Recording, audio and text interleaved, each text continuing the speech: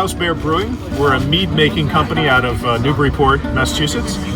Today we have 4 or 5 meads and a hard cider as well. So we do traditional meads, just basic honey, water, and yeast. But we additionally do session meads, which are lower alcohol with carbonation and with flavorings added to it. We also make hard cider. This one happens to have some pears added to it and ginger. Nice. Traditional mead, it's thousands of years old. It's arguably mankind's oldest alcoholic beverage. It's made from honey, water, and yeast. Those are basic elements of mead. And so we have a very traditional mead in a bottle, 12% alcohol, no carbonation, very wine-like. It's got some elements that have some apple notes to it, maybe some citrusy notes. So it sort of plays in the region between a Chardonnay and a Sauvignon Blanc, but doesn't really get close to either one of those. Very wine-like I said. You could pair this with any kind of foods that you pair Chardonnay or Sauvignon. Chicken or fish or cheese or egg dishes or salads, that sort of stuff. So we've got Funky Bear, which is has soursop added to it and a little bit of pea flour too to make it purple. So it's pretty fun. Very light, fruity component with a nice floral overtone. Mead Love, this one is cherry, tangerine, and coconut milk, all blended together, and they all work really well together. Nicely balanced. No one element sticks out and pushes everything else to the side. You can taste all the elements, but none of them are dominant. Romeo and Ursa. Notice the bear theme. Yeah. So the Romeo and Ursa. This is guava and lactose.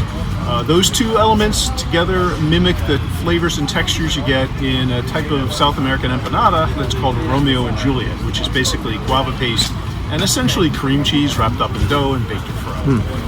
Very guava heavy. The lactose is there more for a creamy, milky texture through the milk.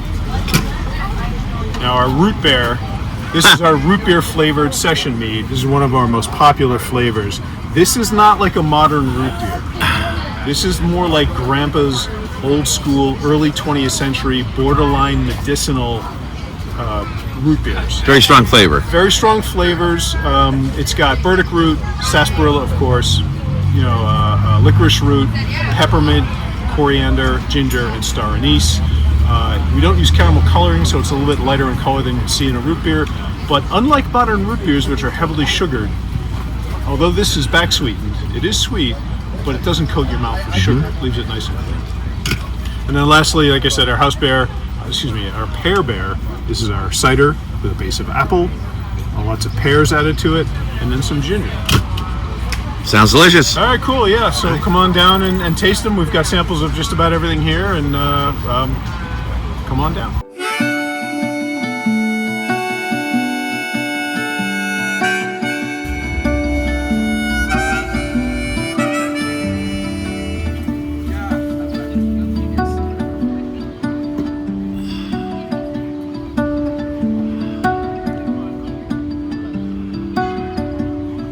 We are a restaurant in South Boston, and we also make a bunch of frozen dumplings that we sell everywhere here at farmers markets and grocery stores, supermarkets around the greater Boston area. What does Mei Mei mean? Oh, sure. Yeah, so Mei Mei in Chinese means little sister, and it's the nickname that Irene, my boss / our founder, had as a child. So when she started the company with some friends from college, and that's just what stuck. Okay. What kind of flavors do you have? Lemongrass pork, cheddar scallion, curried sweet potato. We've got a big variety of meat, vegetarian, and vegan options.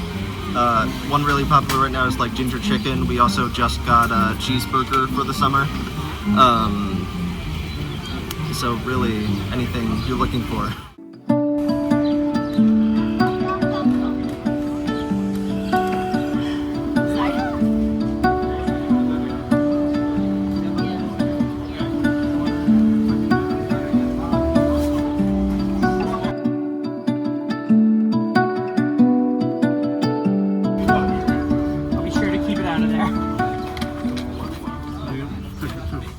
it's very hard to keep up with the demand. If you want to try it, you'll know why. We go from no heat to middle heat and then extreme heat, which is Napoleon Crunchy Ghost that woman just bought. You know, and she bought the wing kit here, which has black sambal, and the product that started it all here. This is called sambal shake, right? I nicknamed it Home Fries Corrector Kit, and this happened prior to COVID because we were doing food prior to COVID and bouncing off to all the different breweries, the craft breweries, and then when COVID hit, everything stopped. So we're sitting around twiddling our thumbs saying, what are we going to do? We're not making any money. Yep. Our venture's hurting. So I learned how to package with this. I said, let's do your sauces. Your sauces are very popular. So we packaged black sambal, and then we're on our way and not turning back. We're going to stay doing condiments because it's basically, it is easier. And you don't have to throw it away if you don't sell it. Keep it and sell it the next day. But yeah, we're at it now since COVID. We're about a 5-year-old company, but really since doing the condiments, 3 years.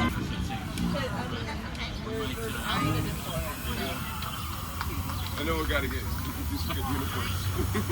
My name is Ryder Papian. And do you work for Natick Community Garden? Yep, I used to be a farmer's apprentice for 2 years. Now I'm a part-time worker. Okay, wow, so you're coming from the ground up. Yeah, I started doing the summer camps when I was about 2 years old and worked my way up the ladder. Very good. So tell me about the Natick Community Garden. We are a town-owned farm. We're a non-profit in a lease from the town. We work hard. We grow flowers, veggies. We do a lot of education. A lot of our goals are within education.